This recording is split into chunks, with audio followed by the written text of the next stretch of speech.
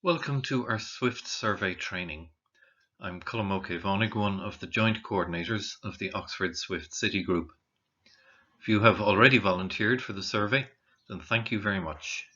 If you are thinking of volunteering, then I hope that this video will encourage you to do so. First of all, why are we surveying Swifts? Well, we know that their numbers have fallen by over 50% in just 20 years. This means that they are now officially on the amber list as a species of concern. They spend just 3 summer months nesting in Britain and then migrate to Africa for the rest of the year, where they spend all their time up in the air and are impossible to distinguish from the local swifts. So our only chance to survey them is when they come here to nest. They are an important species for urban areas. We generally associate wildlife with the countryside, but because swifts like to nest in buildings, we see more of them in our cities and towns. Swifts have a particular connection to Oxford in that they have been studied continuously since the 1940s at the Tower of the Natural History Museum, where there are usually 30 or 40 nests each year. So why are their numbers falling? Well, loss of nest sites is one reason. People tend to maintain buildings better nowadays, leaving fewer gaps and holes for swifts to access nests. This is why we encourage people to provide nest boxes. It is well known that insect numbers have crashed in the last few decades, and swifts' diet is entirely made up of insects. It is not clear if climate change is having an effect, but an increase in the frequency and severity of storms is likely to be a problem for any migrating bird. Because swifts spend nearly all of their time in the air, they are challenging to monitor. They only come down to nest, so this is when we must take our chance to survey them. Satellite tracking has revealed the swift's route to and from Africa, as seen in this map. The first usually arrive in Britain in the second half of April, but spend a few weeks feeding up before they start looking for nest sites. They will usually leave in early August as soon as their chicks take flight. This is why our survey can be focused on just 3 months, May, June and July. Here we see some close-up photos of swifts. You can see that they are mostly dark with just a pale patch on the chin. The photo top right is probably the most typical view you will get. The swift's silhouette is curved like a scythe, and that is quite distinctive. Swifts are most easily confused with house martins and swallows. All three fly fast and acrobatically, plucking insects out of the air. But you can see that house martins and swallows are white underneath. The house martin also has a white rump. The swift, on the other hand, is mostly dark. If you see a bird perched somewhere, then it is not a swift. Swifts never perch, they spend all their time in the air and fly straight into their nest. Some people may find them easier to tell apart by their calls. Here's a house martin.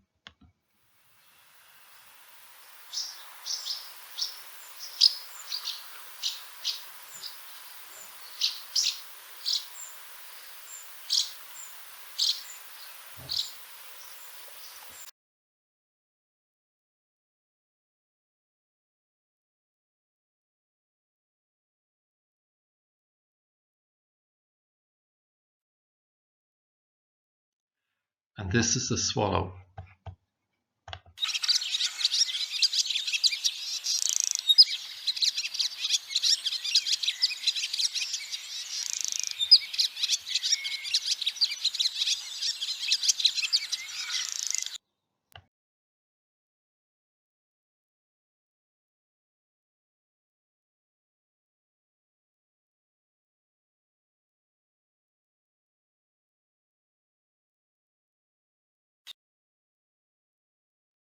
Whereas the swift sounds like this, generally referred to as a scream or a screech.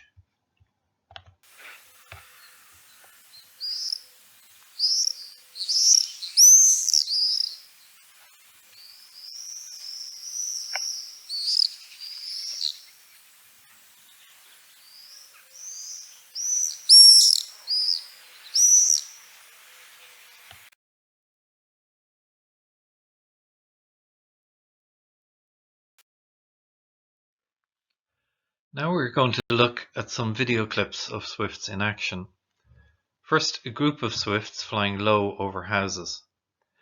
They often scream while doing this, and this is then referred to as a screaming party. You'll see that they tend to fly low over the same house repeatedly. This is called arcing, and we would like you to note this when you see it. It's an indicator that they are actually nesting in this area, possibly in the very house that they fly over. You will see that it has nest boxes attached.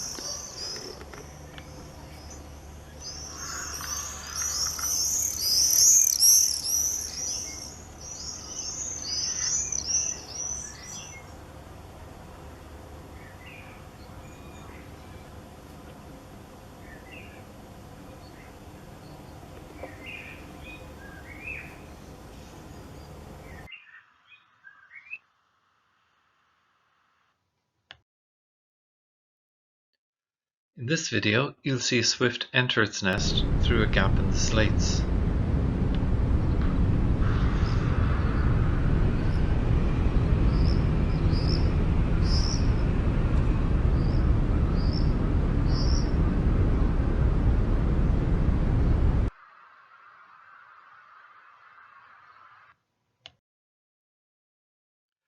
Here we will see swifts investigating nest boxes. They fly up and cling to the nest hole to see if it is already occupied. These are called bangers because they sometimes make a noise doing this. If the nest is occupied, the residents inside will scream back at them. If a swift was to fly into an occupied nest, there would be a terrible fight, so this is a safe way for them to check.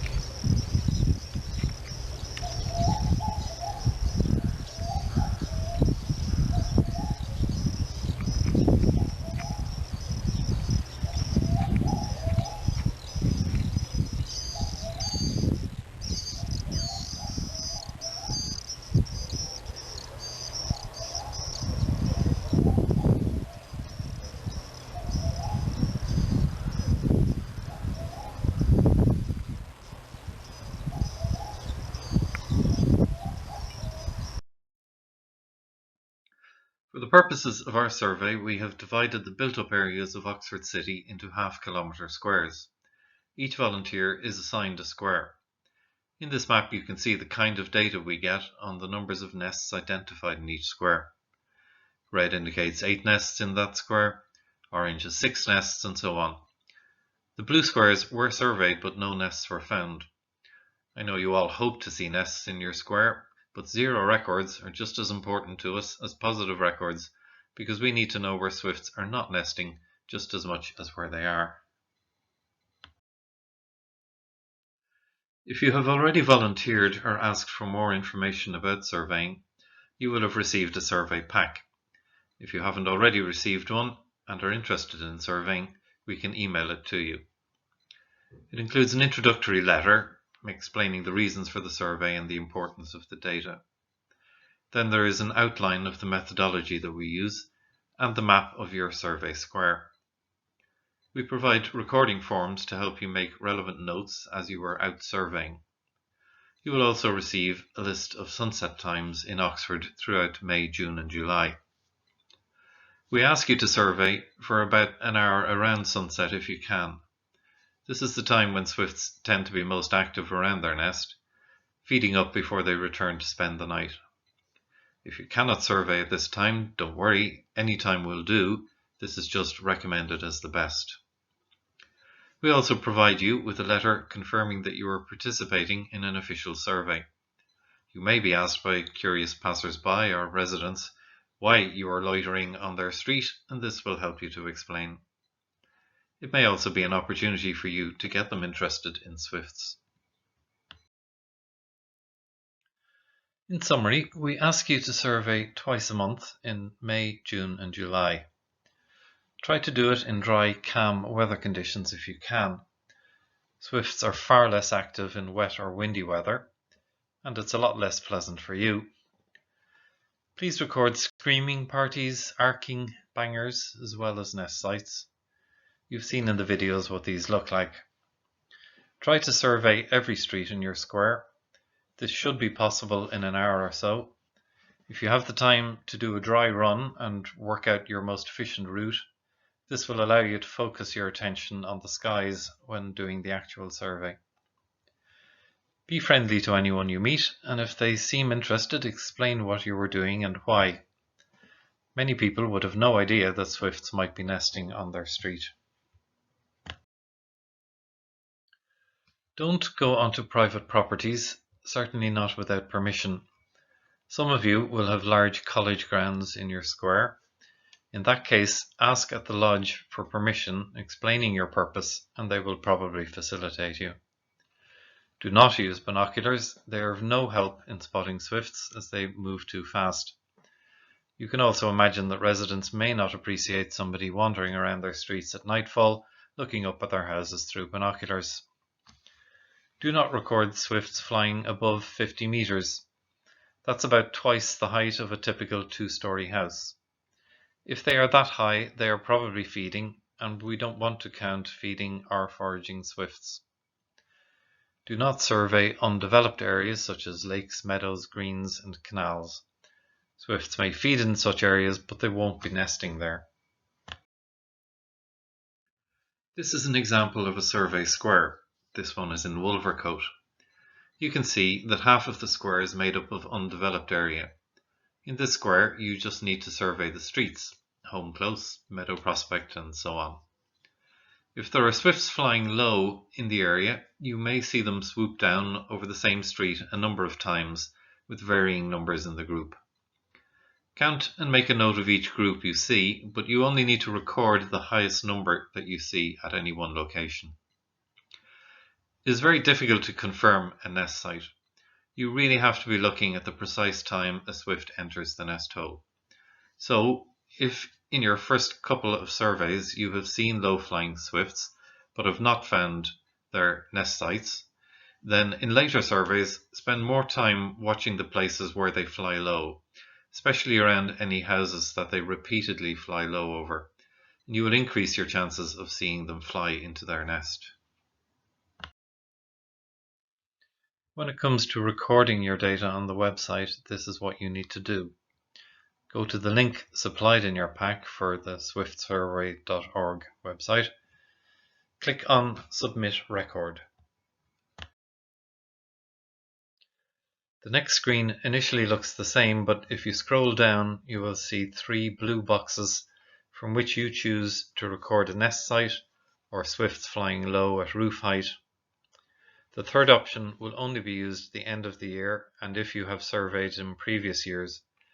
That is to record if a previously used nest site was not used this year. Whichever of the 3 you choose, you will go to a new page and you will need to scroll down until you see the map of Britain. To zoom in on Oxford, just type Oxford into the search box. You can enter a street name or postcode to zoom straight into your square. Or you can use the plus and minus buttons to zoom in and out manually. You can also drag the map sideways to pan across, just as in Google Maps. When you can see the location of your nest site or low-flying swifts clearly, point to it with your mouse and click. This will place a small grey box at this location. Scroll down and you'll see the program has automatically calculated the national grid reference for that location. You enter the other details. The address of a nest site should include the building number or name. For low-flying swifts, just enter the street name. If you spot one nest in a building and then find a second nest on a subsequent survey, enter the total number of nests when recording. If your record is from an official Swift survey, then please write OXSC in the comments box.